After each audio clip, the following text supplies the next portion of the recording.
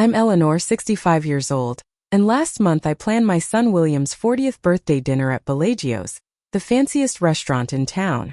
Despite living on a fixed retirement income, I insisted on paying for everything. After dessert, my daughter-in-law Vanessa quietly approached me. "We're taking family photos now, Eleanor. Would you mind not being in them? It's just for immediate family." My heart shattered as I watched them pose without me. I smiled, stood up, and made a phone call that changed everything. Before I tell you what happened next, I'd love to know where you're watching from today.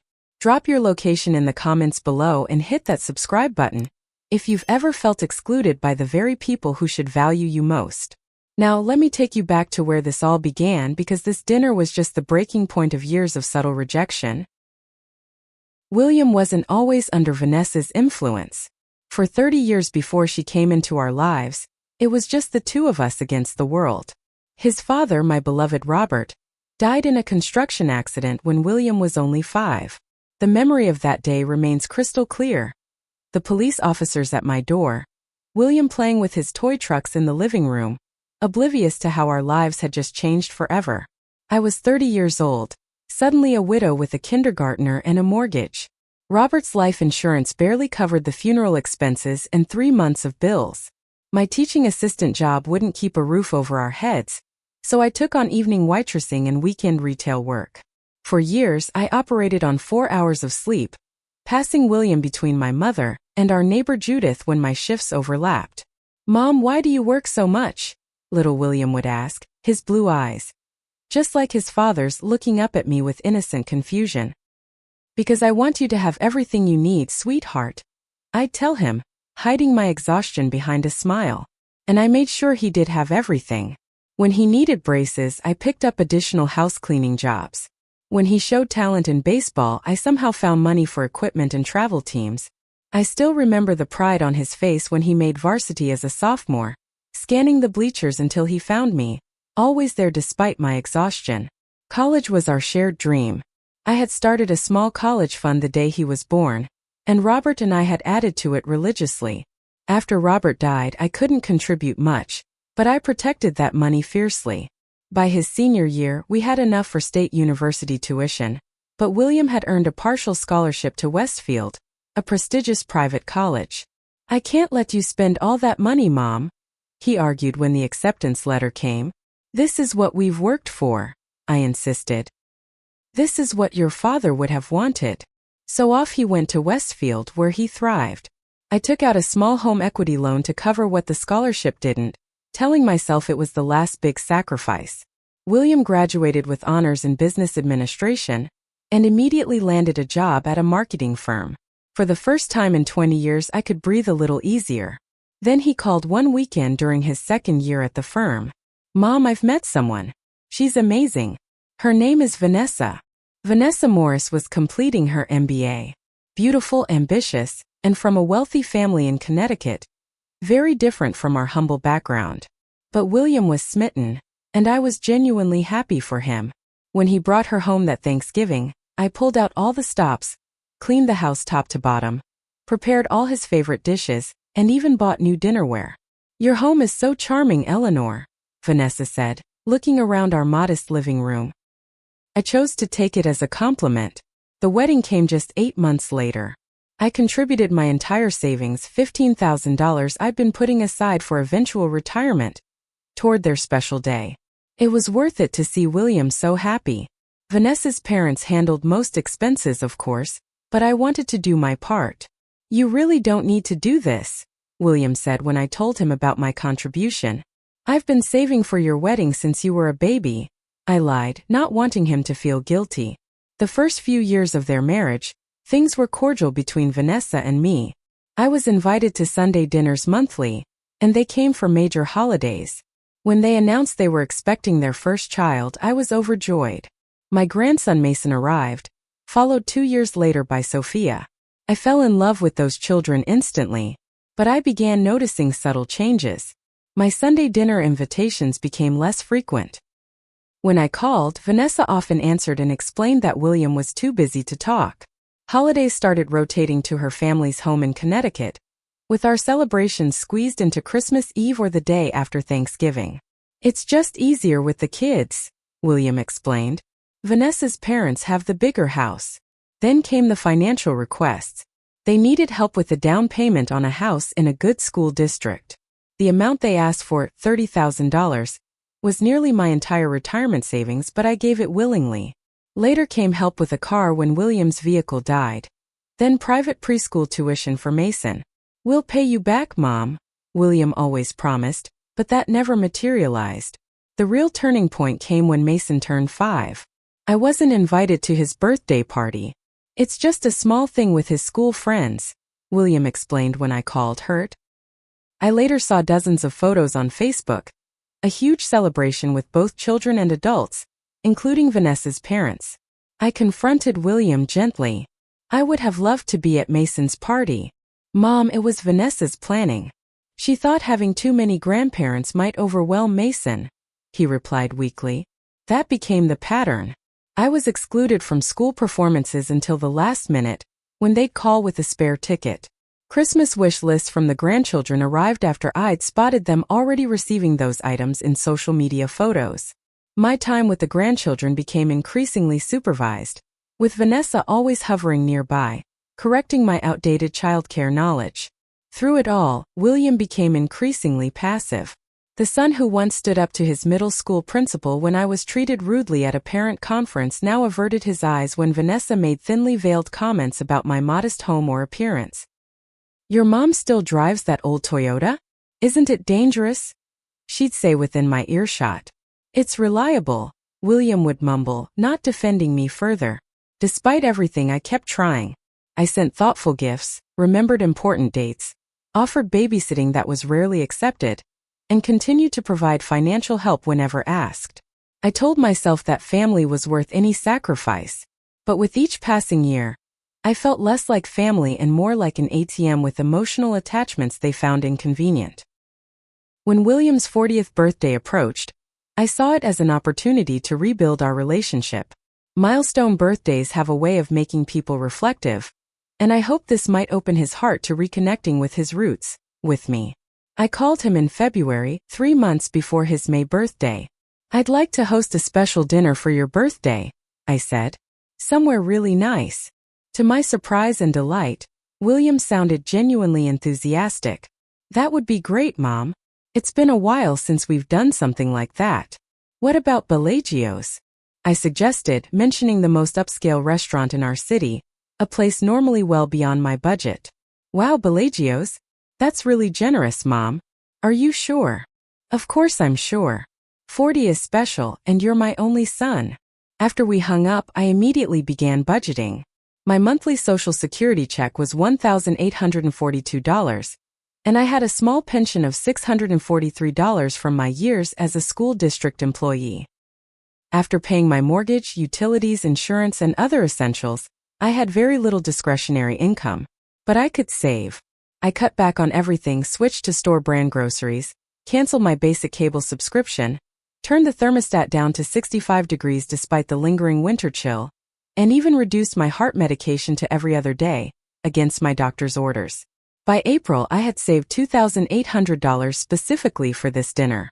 I called Bellagio's and spoke with the manager, Thomas, about reserving their semi-private dining room. For how many guests, Mrs. Brooks? He asked. Let me check with my son, I replied, not wanting to overstep. When I called William, Vanessa answered. Eleanor, how nice to hear from you, she said, her tone businesslike. William mentioned you're planning a birthday dinner? Yes, at Bellagio's. I need to know how many people to include. Well, Vanessa said, taking charge immediately, we should invite our neighbors Greg and Diane, William's boss Franklin and his wife, our friends from the club, the Johnsons and the Murphys, and of course my parents will want to come in for it. By the time she finished her list, the count was 16 adults plus the children. My heart sank, but I didn't protest. And we should request their premium wine pairing, Vanessa added. William really enjoys their reserve selections.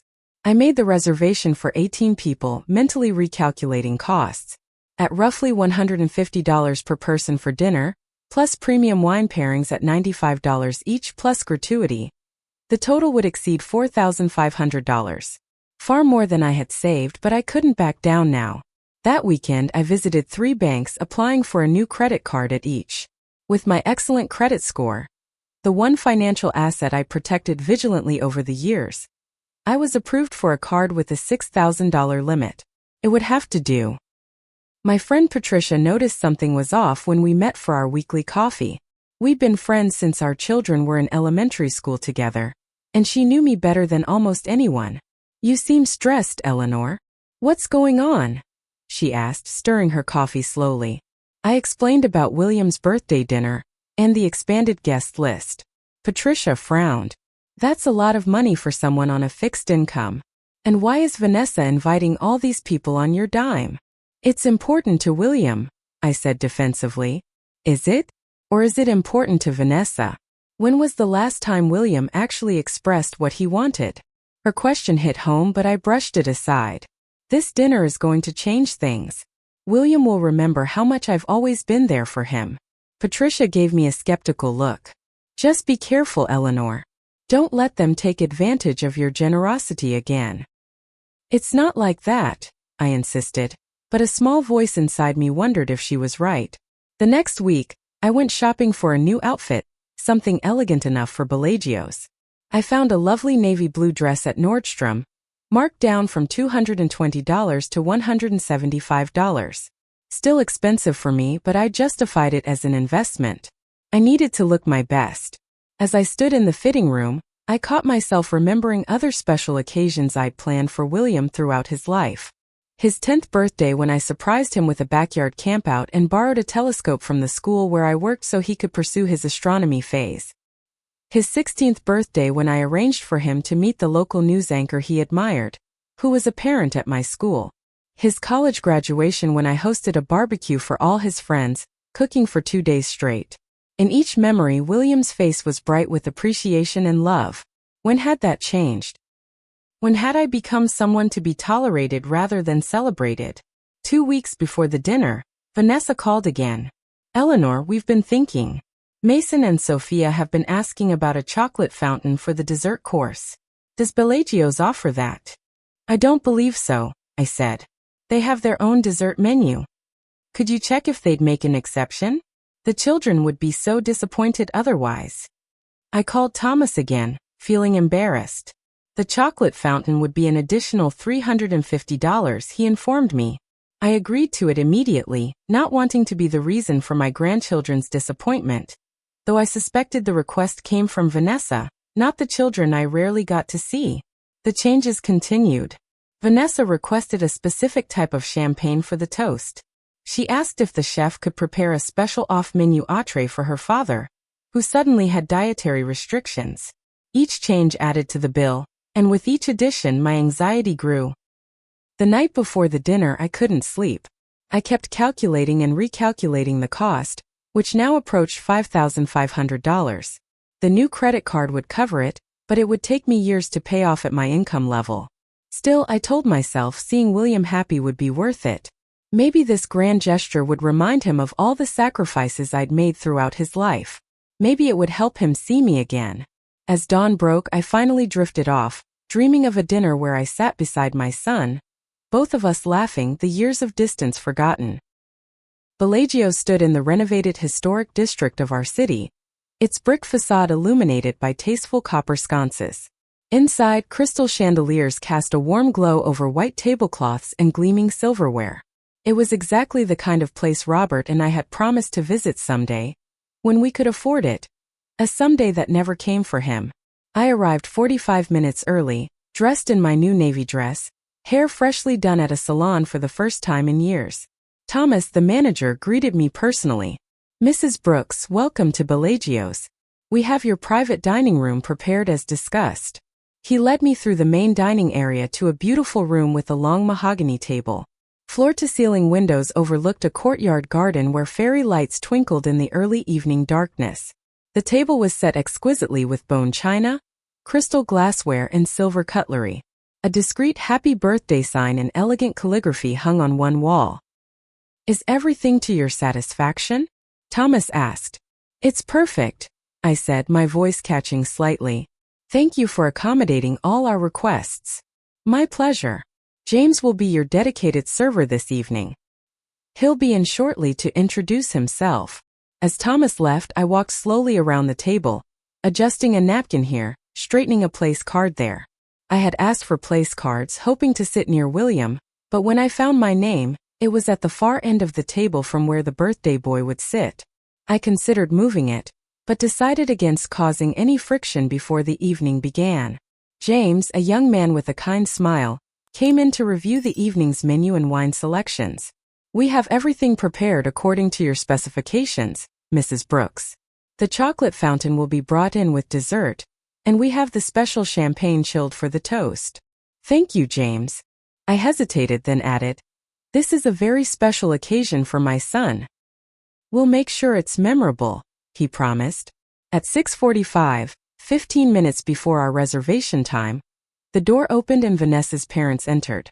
Harold and Judith Carter were impeccably dressed, him in a tailored suit, her in a designer dress I recognized from a magazine. Eleanor, Judith said, air-kissing near my cheeks, how resourceful of you to find this place. It's almost as nice as La Maison in Hartford where we hosted Vanessa's birthday last year. The reviews are excellent, I said, not mentioning I'd never be able to afford dining here under normal circumstances. Harold gave me a firm handshake. Good to see you, Eleanor. It's been, a year? Thanksgiving before last, I corrected gently. I hadn't been invited to the most recent holiday gatherings. More guests arrived, William's boss Franklin and his wife Catherine, neighbors, friends from their country club. I greeted each one, introducing myself as William's mother, when met with blank looks. None of them seemed particularly interested in conversing with me beyond basic pleasantries. At 7:10, William, Vanessa, and my grandchildren finally arrived. My heart lifted at the sight of William in a sharp blazer, looking so much like his father. Mason, now 8, and Sophia, 6, were dressed in coordinating outfits. Grandma! Sophia spotted me and started to run over, but Vanessa caught her hand. Careful, honey, don't wrinkle your dress. Say hello nicely. Sophia approached more sedately and gave me a brief hug. Mason offered a shy wave from behind his father. Mom, this looks amazing, William said, giving me a quick one-armed hug. Really, you shouldn't have gone to all this trouble.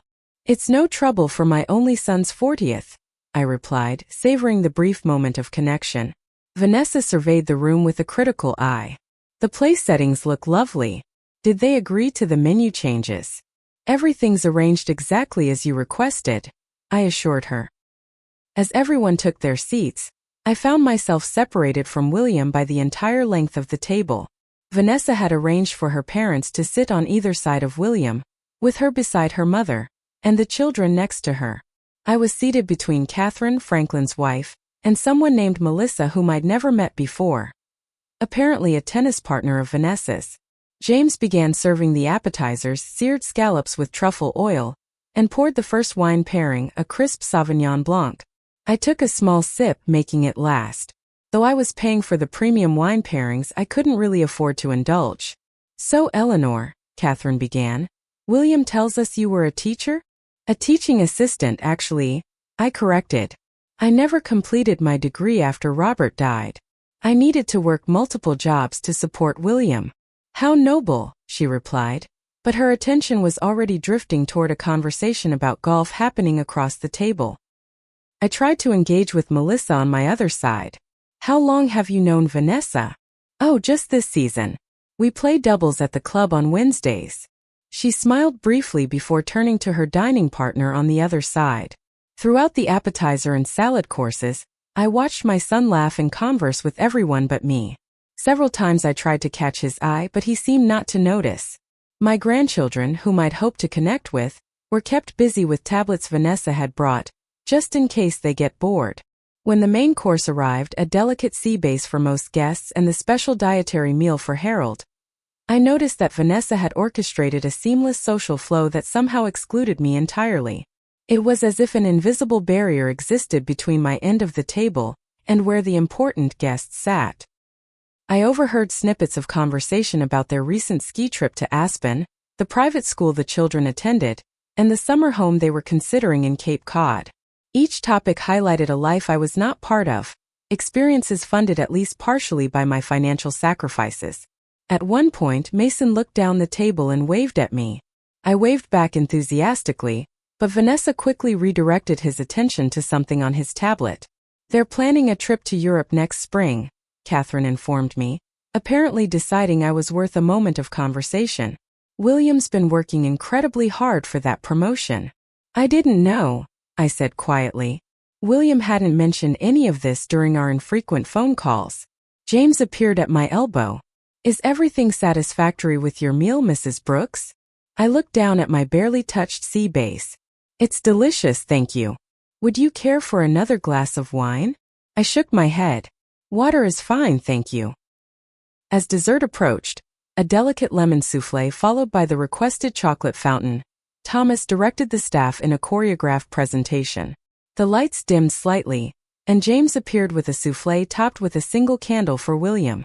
Everyone sang happy birthday, and I joined in, blinking back unexpected tears. For a moment I was transported back to William's childhood birthdays, his 5th when we had a firefighter-themed party in the backyard, his 12th when I saved for months to take him and 3 friends to an amusement park, his 18th when I presented him with Robert's watch I'd kept safe for that moment. The chocolate fountain arrived to delighted gasps from the children. As everyone moved around to enjoy the dessert spectacle, I found myself standing alone, watching my family from a distance. They looked complete without me, a perfect unit of 4, plus Vanessa's parents seamlessly integrated into their circle. That's when Vanessa approached me, a practiced smile on her face. Eleanor, Vanessa said, touching my arm lightly. Everything has been lovely. Thank you for arranging this. I'm glad William is enjoying himself, I replied, watching my son laugh at something his father-in-law said. Actually, Vanessa continued, lowering her voice, we're going to take some family photos now while everyone looks so nice. Of course, I said, reaching for my small purse where I kept a compact camera. I rarely used my smartphone for photos. The thing is, Vanessa said, her voice honeyed but her eyes cool, we're hoping to keep it just immediate family. You understand, right? Just William, me, the children, and my parents. I stared at her, certain I had misheard. I'm sorry. The photos, she clarified, maintaining her smile though it didn't reach her eyes. We want a consistent look for our family album. My parents coordinate with our aesthetic and well.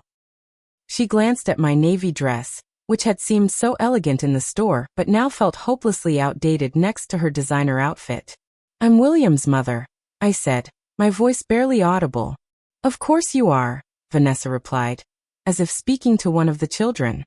And we appreciate everything you've done. It's just for the photos. Before I could respond, she turned away, calling to her mother. Mom, can you gather everyone by the fountain? The lighting is perfect there. I stood frozen, watching as William, Vanessa, Mason, Sophia, Harold, and Judith arranged themselves around the chocolate fountain. James appeared with a professional camera, another addition to the evening I hadn't been informed about. Perfect family portrait, James said as he adjusted the camera settings. Family. The word echoed in my mind as I watched them pose, smiling, adjusting their positions, Vanessa directing everyone with confident authority. No one looked my way. No one seemed to notice my absence. Not even William.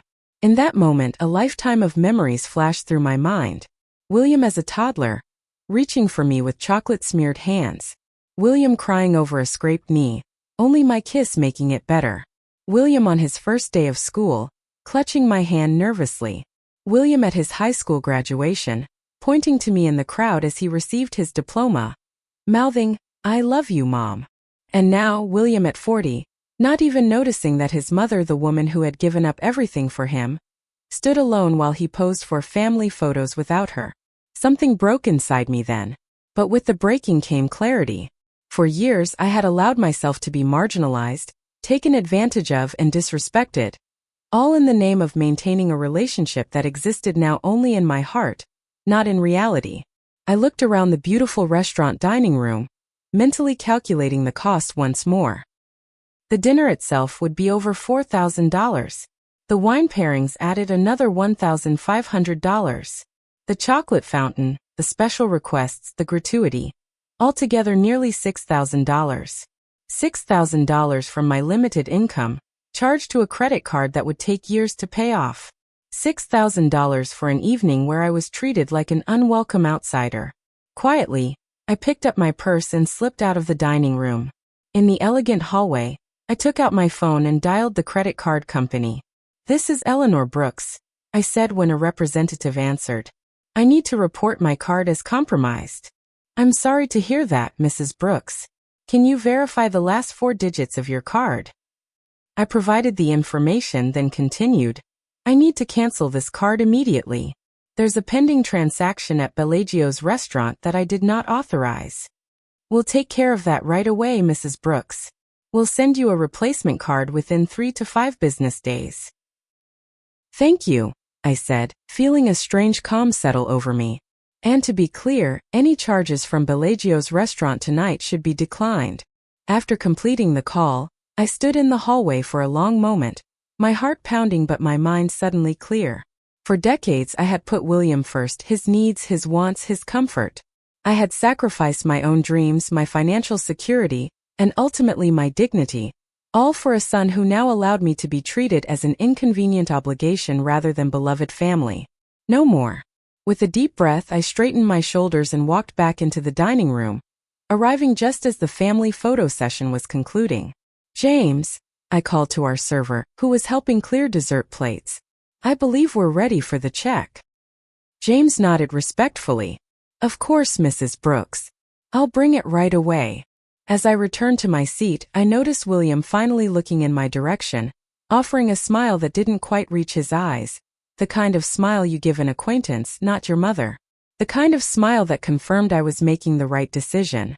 Conversations continued around the table as coffee was served. Vanessa's father, Harold, was regaling the group with a story about his recent golf tournament victory, while Vanessa supervised the children's use of the chocolate fountain, ensuring they didn't stain their expensive clothes. James appeared with a leather folder containing the bill and placed it discreetly in front of me. "Whenever you're ready, Mrs. Brooks." I opened the folder to find the total exactly as I had estimated. $5,847.92. A month's income for me, spent on people who couldn't even include me in a family photo. I felt Vanessa's eyes on me from across the table. She gave me a small, approving nod, clearly satisfied that I was fulfilling my expected role as financier of the evening. William was deep in conversation with his boss Franklin, not even noticing the bill's arrival. I closed the folder and waited. Within minutes, James returned. "Is everything all right with the bill, Mrs. Brooks?" he asked quietly. "The bill is accurate," I replied, loud enough for nearby guests to hear. "But unfortunately, there seems to be a problem with my payment method." This caught William's attention. He looked up, brow furrowed. "Everything okay, Mom?" "Actually, no," I said, my voice steady despite my racing heart. "It seems my credit card has been declined." "Declined?" Vanessa repeated, her perfect eyebrows arching in surprise. "There must be some mistake." "No mistake," I said. "I canceled the card about 15 minutes ago, right after you informed me that I wasn't considered family enough to be included in the photos." A hush fell over the table. William's face flushed deep red. "Mom, what are you talking about?" "Perhaps you didn't notice, William, but your wife asked me not to participate in the family photos. Apparently, I don't fit the aesthetic." I turned to face the table at large. "It seems odd to exclude the person paying for this entire evening from the family photos, doesn't it?" Harold cleared his throat uncomfortably. Catherine and Franklin exchanged glances. My grandchildren looked confused. "Eleanor," Vanessa said, her voice tight, "this is hardly the time or place for this discussion. Why don't we settle the bill and talk about your feelings later?" "My feelings?" I repeated. "This isn't about feelings, Vanessa. This is about respect. For years, I've provided financial support while being increasingly pushed out of my sons' and grandchildren's lives. I've accepted last-minute invitations, been seated at the far end of tables, and watched my role as grandmother be diminished to occasional supervised visits." William stood up. "Mom, you're embarrassing yourself. Let's just pay the bill and discuss this privately." "With what money, William?" I asked. "The credit card was mine." I canceled it. I'm done paying financially and emotionally for the privilege of being treated like an unwanted obligation. Vanessa's face hardened. This is completely inappropriate, Eleanor. If you're having financial difficulties, you should have said something before arranging such an expensive dinner. I'm not having financial difficulties, I clarified. I'm having self-respect difficulties. There's a difference. An uncomfortable silence settled over the table. Mason tugged at William's sleeve. Dad, is Grandma mad at us? Before William could answer, I addressed my grandson directly. No, sweetheart. I'm not mad at you or your sister. I love you both very much. I'm just sad that I don't get to see you more often. Michael, William's friend from college who had been quiet throughout the exchange, suddenly spoke up. I think Eleanor has a point. All eyes turned to him in surprise. William, your mom was always incredible to all of us in college. Remember when she drove 3 hours to bring you medicine when you had that terrible flu? Or how she sent care packages with enough snacks for your entire dorm? William shifted uncomfortably. That was a long time ago, Mike. Was it? Michael challenged. Because the woman I'm seeing tonight is still just as generous and thoughtful as she was then. She arranged this entire beautiful evening for you. A few other guests murmured in agreement, and I felt a surge of gratitude for Michael's unexpected support. Thomas, the restaurant manager, approached our table, obviously alerted to the situation by James. Is everything all right here? William looked mortified. There's been a misunderstanding about the payment. If you'll give us a moment. Actually, I interjected calmly, there's no misunderstanding.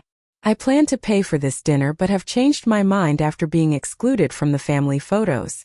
The bill will need to be settled by someone else. Thomas nodded professionally, though I could see the awkwardness in his expression.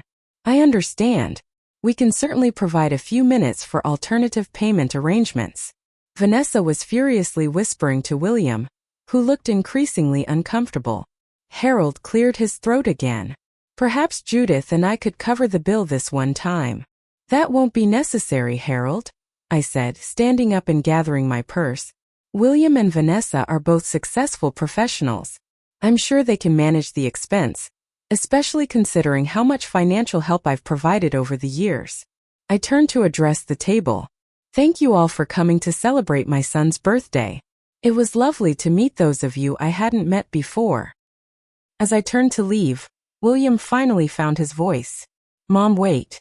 You can't just leave things like this. I paused and looked at him. Really looked at him, seeing both the man he had become and the boy I had raised. I'm not leaving anything, William. I'm simply stopping a pattern that should have ended long ago. When you're ready to have a real relationship with me, one based on mutual respect rather than what I can provide financially, you know where to find me. With those words, I walked out of Bellagio's with my head held high, ignoring the stunned whispers that erupted behind me.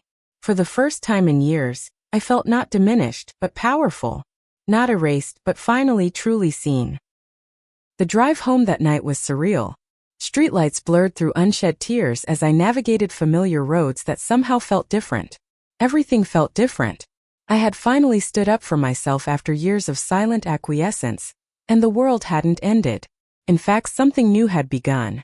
When I reached my modest ranch-style home, the same one where I'd raised William, I sat in the driveway for several minutes, hands gripping the steering wheel of my reliable old Toyota.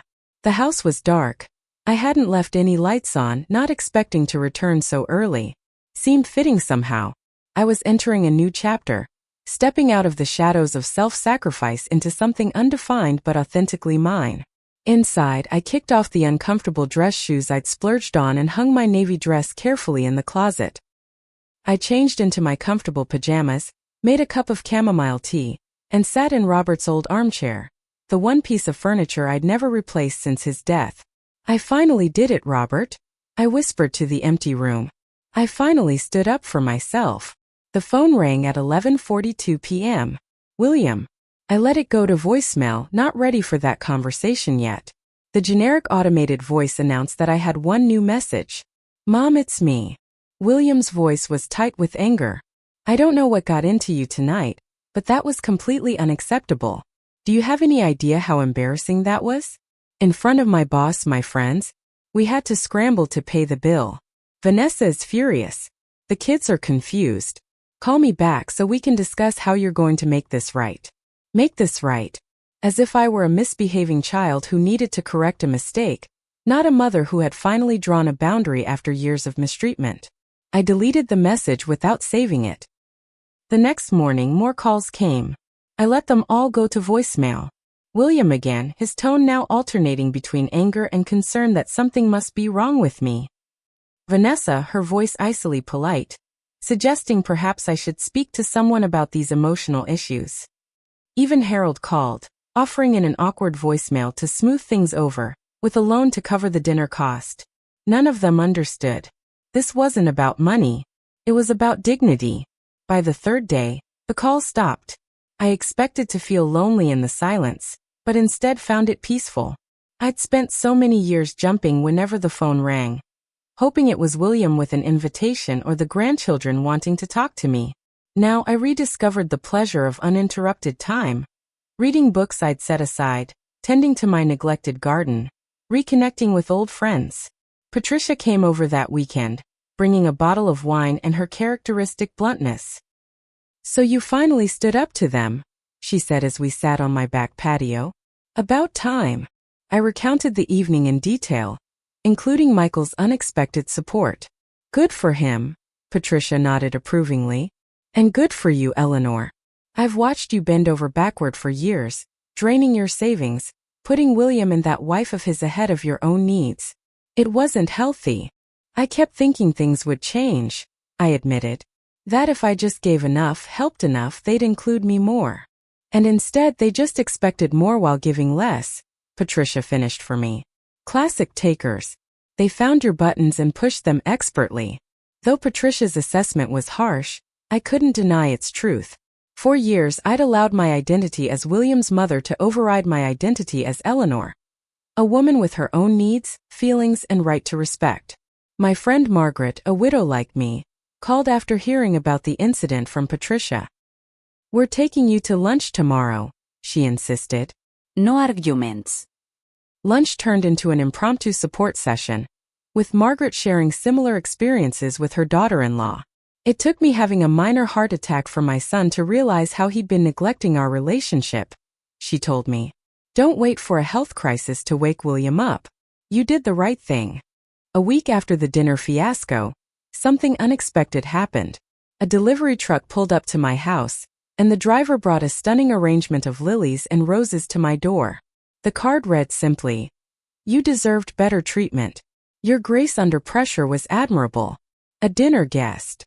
It wasn't signed, but I suspected it might have been from Michael or perhaps even Thomas, the restaurant manager who had witnessed my dignity in an awkward situation. The flowers brightened my living room and my spirits. Someone had seen me, really seen me, and recognized my worth. That validation from a virtual stranger was more meaningful than I could have anticipated. As days turned into weeks, I began making small but significant changes in my life. I joined a book club at the local library, something I'd always wanted to do, but had always kept my Tuesday evenings free, just in case William might call with a last-minute invitation to see the grandchildren. I volunteered at the community garden, where my knowledge of plants was genuinely appreciated. I reconnected with former colleagues from the school district, many of whom were also enjoying retirement. I also took a hard look at my finances. For years, I'd been living below my means not just out of necessity, but to have extra money available when William inevitably asked for help. Without that pressure, I realized I could afford small pleasures I'd been denying myself.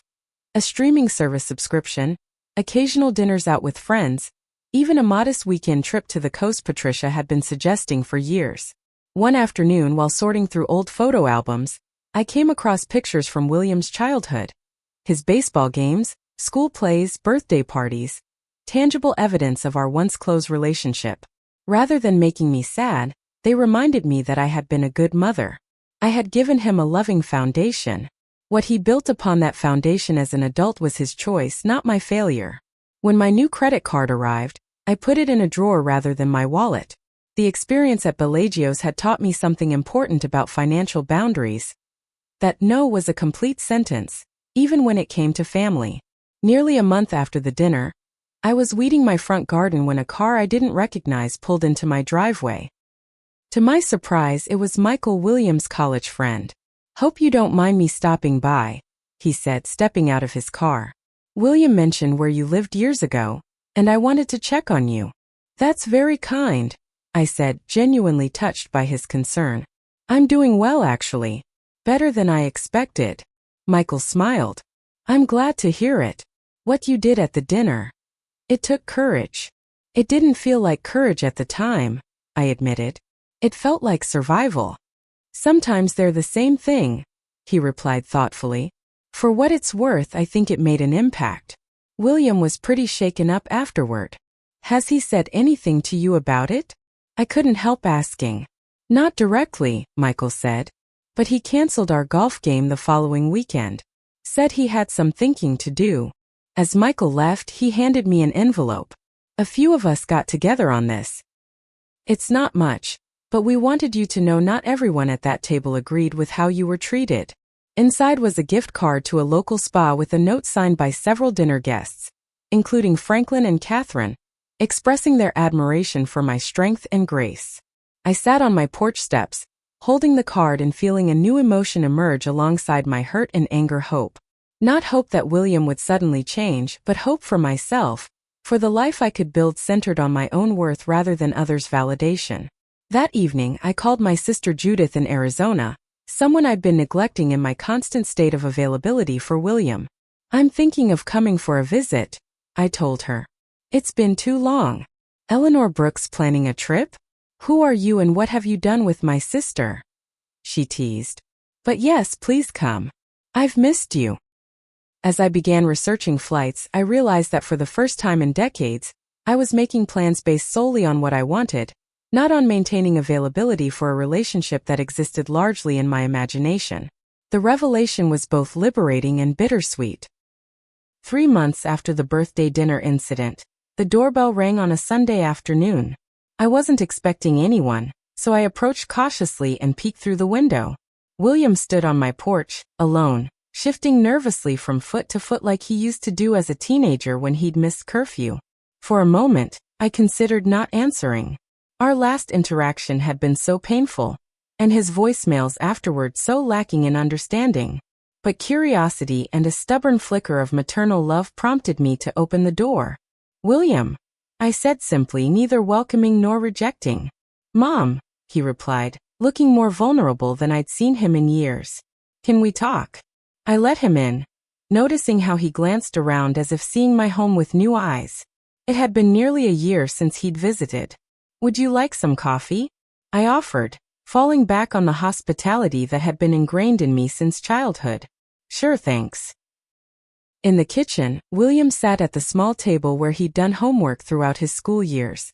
I prepared coffee in silence, giving him space to begin whatever conversation he'd come for. "Your garden looks good," he finally said. "The roses are really blooming." "I've had more time to tend to them lately," I replied, placing a mug in front of him. "I joined the community garden group too. They've taught me a lot about companion planting." He nodded, wrapping his hands around the mug but not drinking. "Mom, about what happened at the birthday dinner?" "Yes. I've been doing a lot of thinking." He took a deep breath. "I didn't handle things well that night. Or for a long time before that, if I'm being honest." I stayed silent, waiting. "When you walked out after everything you said, at first I was just angry and embarrassed. But then I couldn't stop thinking about it. About all the times you've helped us financially. About how I have been treating you." "And," I prompted when he paused. "And you were right." The admission seemed difficult for him. "I've allowed you to be pushed aside. I've taken your support for granted.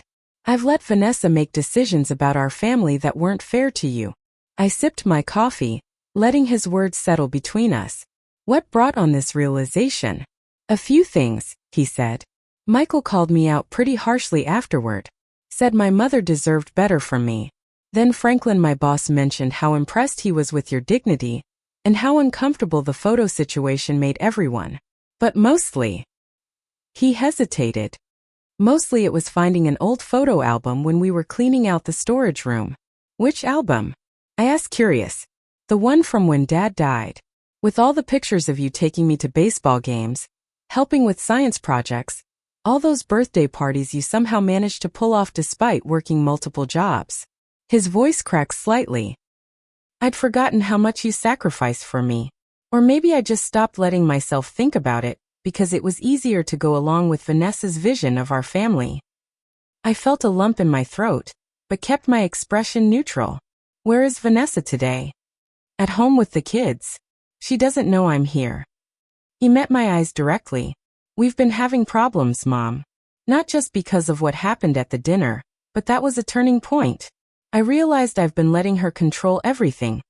Our social life, our finances, my relationship with you. It's not healthy. No, I agreed softly. It's not. I'm not saying we're getting divorced or anything that dramatic, he clarified. But I am standing up for myself more. And for you. I told her last week that I'd be bringing the kids to visit you regularly, whether she comes or not. Hope flickered in my chest, but I tempered it with caution. William, I appreciate that. But I need you to understand something. I can't go back to how things were. I won't be an ATM with emotional attachments. I won't accept being treated as less than family. I know, Mom. I don't expect you to. He reached across the table tentatively, not quite touching my hand. I also wanted to tell you that I paid back the money for the down payment on our house. I transferred it to your account last week. It should have cleared by now. Surprised, I raised my eyebrows. That's a substantial amount. It was long overdue, he acknowledged. And I'm working on a payment plan for the other loans. I should have done this years ago. We talked for over 2 hours that afternoon. The conversation sometimes painful, sometimes healing. William admitted that he'd allowed Vanessa's stronger personality to overshadow his own feelings and better judgment. I acknowledged that my eagerness to stay connected to him had enabled unhealthy patterns. I can't promise that everything will change overnight, William said as he prepared to leave.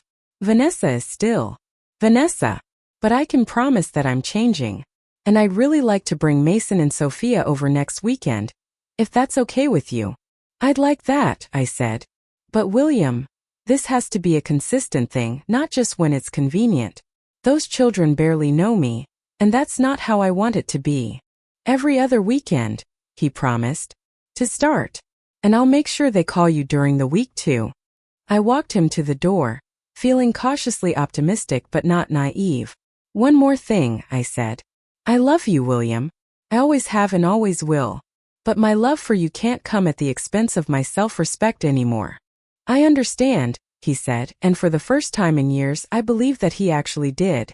The following Saturday, William arrived with Mason and Sophia as promised.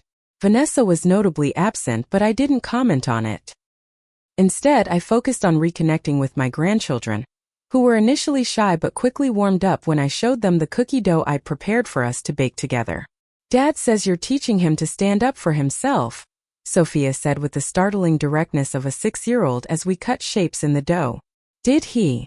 I glanced at William, who was helping Mason with the rolling pin. Yep. He told Mom that Grandma Eleanor is teaching him about boundaries and respect. She carefully placed a star-shaped cookie on the baking sheet. What are boundaries? I smiled, catching William's eye. Boundaries are how we teach people to treat us, sweetheart. They're very important. Over the following months, William kept his promise. Every other weekend, the children came to visit, sometimes with William, sometimes dropped off for a few hours. We baked cookies, planted vegetables in my garden, and slowly rebuilt our relationship. Occasionally, William came alone, and our conversations grew increasingly honest and respectful. Vanessa remained distant, but I noticed small changes. She sent a polite birthday card on my 66th birthday. She stopped scheduling competing activities during my designated grandparent time. And at Thanksgiving, which William insisted on hosting at my house, she contributed a dish and made civil conversation. 6 months after our confrontation at Bellagio's, William invited me to Mason's school play. I sat in the audience, a proper seat reserved between William and Sophia, not an afterthought or last-minute addition. When it came time for photos afterward, William firmly stated, "Mom, come stand with us." Vanessa's smile was tight, but she didn't object as I positioned myself beside Mason. Family photo, the school photographer announced, and this time, I was undeniably included in that definition. Later that evening, as I looked at the digital copy William had sent to my phone, I reflected on how much had changed since that painful birthday dinner. The relationship with my son wasn't perfect, and likely never would be, but it was honest now. The relationship with my daughter-in-law was still strained, but boundaries were being respected. And most importantly, I had reclaimed my sense of self-worth. Patricia noticed the difference when we met for our weekly coffee. "You're standing taller these days," she observed. "Retirement agrees with you." "It's not just retirement," I told her. "It's remembering that I matter too." As for my finances, they had actually improved. Without the constant drain of supporting William and Vanessa, my modest retirement income was sufficient for my needs. The repayment of the house down payment had provided a cushion I'd never expected to have. I even splurged on a painting class I'd always wanted to try. The journey from doormat to self-respect hadn't been easy or straight. There had been moments of doubt, nights of tears, and days when I questioned my decision to finally stand up for myself. But sitting in my living room, surrounded by photographs that now included recent pictures of my grandchildren and me together, I knew I had made the right choice. Sometimes the most loving thing you can do for yourself and others is to say enough. Sometimes you need to be excluded from the photo to finally see the full picture clearly. If there's one thing I've learned through all this, it's that it's never too late to demand respect, to set boundaries, and to remind the world and yourself of your inherent worth. So I'm curious, have you ever had to make a difficult stand with family?